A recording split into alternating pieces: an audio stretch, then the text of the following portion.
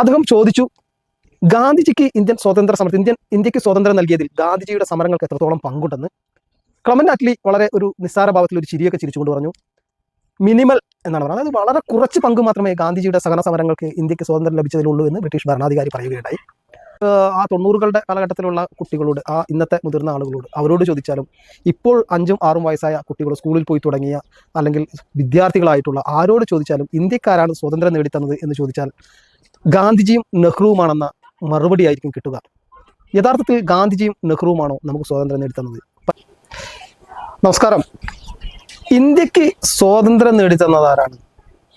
ഈ ചോദ്യം നമ്മുടെ പുതിയ തലമുറയോടല്ല, ഏതാണ്ട് 90കൾ, ആ 90കളുടെ കാലഘട്ടത്തിലുള്ള കുട്ടികളോട്, ആ ഇന്നത്തെ മുതിർന്ന ആളുകളോട്, അവരോട് ചോദിച്ചാലും ഇപ്പോൾ 5ഉം 6ഉം വയസ്സായ കുട്ടികൾ സ്കൂളിൽ പോയി തുടങ്ങിയ അല്ലെങ്കിൽ വിദ്യാർത്ഥികളായിട്ടുള്ള ആരോട് ചോദിച്ചാലും ഇന്ത്യക്കാരാണ് സ്വാതന്ത്ര്യം നേടിത്തന്നത് എന്ന് ചോദിച്ചാൽ ഗാന്ധിജിയും നെഹ്റുവുമാണെന്ന മറുപടി ആയിരിക്കും കിട്ടുക.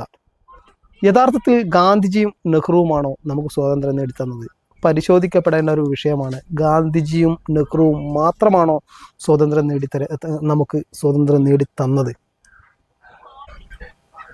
ലോകമാന്യ ബാലഗംഗാധര തിലകന്റെ പ്രശസ്തമായ ഒരു കോട്ടുണ്ട്, സ്വതന്ത്രത മങ്കാനസെ നഹി ഉസെ ചീന്ന പടേക എന്നാണത്. അതായത് സ്വാതന്ത്ര്യം യാചിച്ചു വാങ്ങിക്കുവാനുള്ളതല്ല, അത് പിടിച്ചെടുക്കേണ്ടത് എന്നാണ്. പക്ഷെ നമുക്ക് കിട്ടിയ സ്വാതന്ത്ര്യം എങ്ങനെയുള്ളതാണ് എന്നാണ് നമ്മുടെ ബോധതലങ്ങളിലുള്ളത്, നമ്മുടെ മനസ്സിൽ പതിഞ്ഞിട്ടുള്ളത്. സ്വാഭാവികമായും നമുക്ക് കിട്ടിയ സ്വാതന്ത്ര്യം നോക്കൂ, ത്യാഗത്തിൻ്റെയും അഹിംസയുടെയും പാതയിലൂടെ ഗാന്ധിജി നേടിത്തന്നതാണെന്നാണ് നമ്മൾ ധരിച്ചു വശായിരിക്കുന്നത്. എന്നാൽ യാഥാർത്ഥ്യം മറ്റൊന്നാണ് എന്നുള്ളതാണ്. അതെന്താണെന്ന് നമ്മൾ മനസ്സിലാക്കിയിരിക്കണം ഓരോ ഭാരതീയനും. പി ചക്രവർത്തി എന്ന് പറയുന്ന ഒരു പത്രപ്രവർത്തകൻ, അദ്ദേഹം ഒരു ബ്രിട്ടീഷ് ഭരണാധികാരി, 1956 ക്ലെമന്റ് അറ്റ്ലി എന്ന് പറയുന്ന ബ്രിട്ടീഷ് പ്രധാനമന്ത്രി, അദ്ദേഹം ഇന്ത്യയിലെത്തി.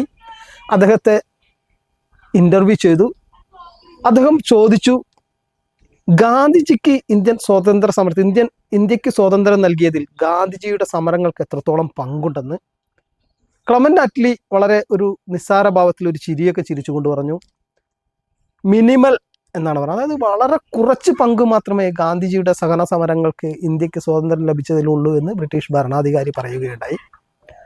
പിന്നെ മറിച്ച് എന്താണ് നിങ്ങൾക്ക് അങ്ങനെ ഒരു തീരുമാനം ഉണ്ടായത് എന്ന് ചോദിച്ചപ്പോൾ നമുക്ക് കിട്ടിയ ഉത്തരം, നമ്മുടെ മുമ്പുള്ള യാഥാർത്ഥ്യം ഇതാണ്: 2ാം ലോക മഹായുദ്ധത്തിന് ശേഷം കോളനികളെ നിലനിർത്തുക എന്നുള്ളത് വലിയ ശ്രമകരമായ ഒരു ദൗത്യമായി. അത് അഫോർഡ് ചെയ്യാൻ ബ്രിട്ടന് സാധിക്കാത്ത ഒരവസ്ഥ വന്നു.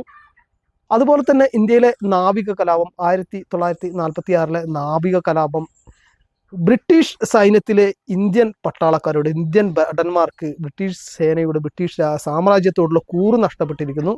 അവർ പൂർണ്ണമായും ഇന്ത്യയിലെ സ്വാതന്ത്ര്യ സമര സേനാനികളെ അടിച്ചമർത്തുന്നതിൽ നിന്ന് വിട്ടുനിൽക്കാനുള്ള വിമുഖത, അവരെ അടിച്ചമർത്താനുള്ള വിമുഖത കാണിച്ചു.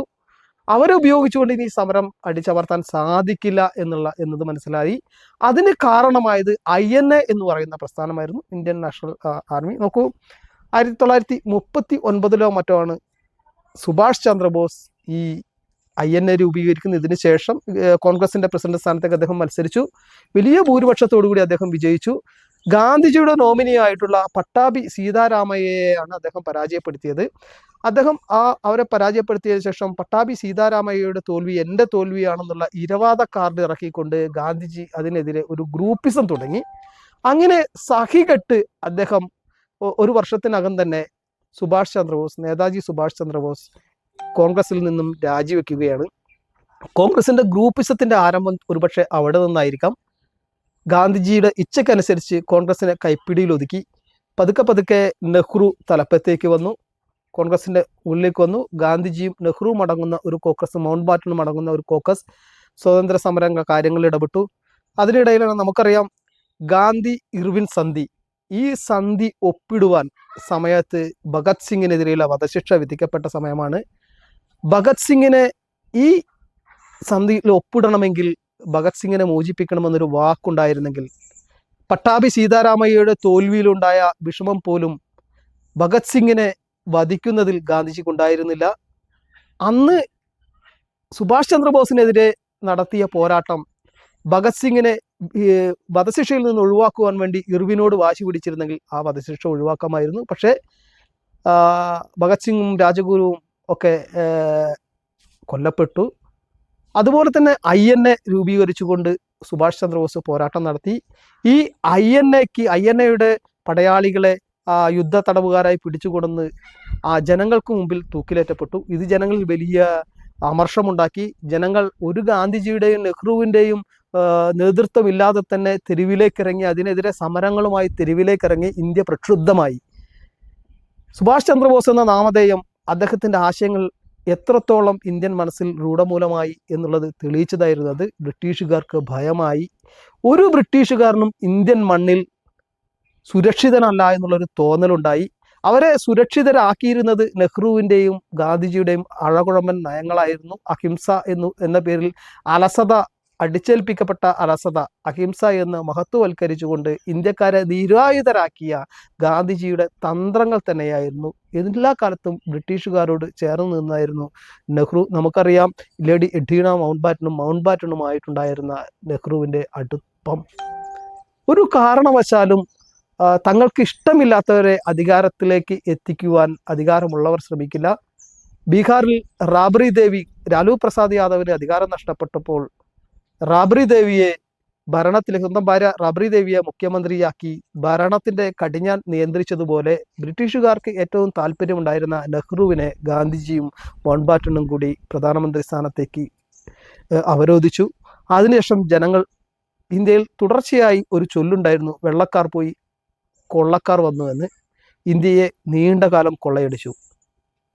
ഈ രാജ്യത്തിൻ്റെ മഹത്തായ പാരമ്പര്യം പോലും അടിയറ വെച്ചു. പല കാര്യങ്ങളിലും ഒത്തുതീർപ്പുണ്ടാക്കി. സ്വന്തം മുഖം, രാജ്യത്തിൻ്റെ നന്മയെക്കാളും സ്വന്തം മുഖം കൃത്യമായിട്ടും രാജ്യാന്തര സമൂഹത്തിൽ തിളക്കമുള്ളതായി മാറണമെന്ന അബദ്ധധാരണ കൊണ്ട് ഇന്ത്യക്ക് നഷ്ടങ്ങളുണ്ടാക്കി. ഇന്ത്യക്കാർ ഇതൊക്കെ തിരിച്ചറിയുന്ന കാലം വരും. സൂര്യനെ പാഴ്മുറം കൊണ്ട് മറയ്ക്കുന്നത് പോലെയാണ് നമ്മുടെ പൂർവ്വസൂരികളുടെ യഥാർത്ഥ സ്വതന്ത്ര സമര സേനാനികളുടെ അവരുടെ വീരകൃത്യങ്ങൾ മറച്ചു വെക്കുന്നത്. സത്യം ഒരു നാൾ പുറത്തു വരും. ആ പുറത്ത് വരുന്നയന്ന് എന്തുകൊണ്ടാണ് അവരെ മാറ്റി നിർത്തിയത് എന്ന ചോദ്യം, അവരെ ഞങ്ങളിൽ നിന്ന് മറച്ചു വെച്ചത് എന്ന ചോദ്യം ഉയരും. ഇന്ന് താരങ്ങളായി നിൽക്കുന്നവർ വെറും കരിക്കട്ടകളായി മാറുന്ന കാലം അകലെയല്ല എന്ന് ഓർമ്മിപ്പിച്ചുകൊണ്ട് നിർത്തുന്നു. നന്ദി, നമസ്കാരം. മറ്റൊരു വീഡിയോയുമായി കാണുന്നത് വരെ കാത്തിരിക്കുക. Stay tune.